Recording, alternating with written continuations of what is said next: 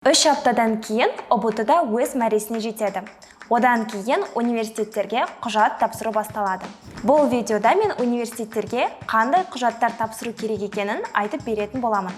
Бастамас бұрын бізге тіркеліп, лайк басып қой. Бұл бізге пайдалы контент түсіруге үлкен мотивация береді.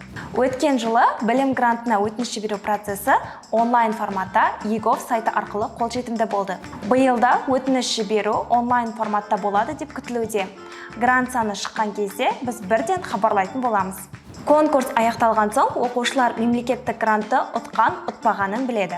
Университетке қажетті құжаттар мамандық пен жоғарғы оқу орнына байланысты әртүрлі болуы мүмкін. Ал мына құжаттар тізімі еліміздегі университеттердің басым көпшілігіне ортақ болып табылады. Тізімнің өзіне келетін болсақ, электрондық құжат нысанындағы өтініш, аттестаттың электрондық көшірмесі, 3/4 көлеміндегі электронды фото, медициналық анықтама, ұбт-ның электрондық сертификаты, білім беру грантын беру туралы электрондық анықтама болған жағдайда.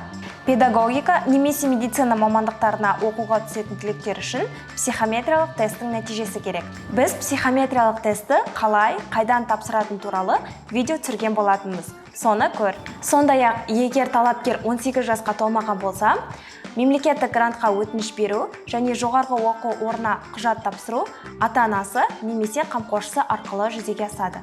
Видео пайдалы болса достарыңмен бөліс. Келесіде көріскенше.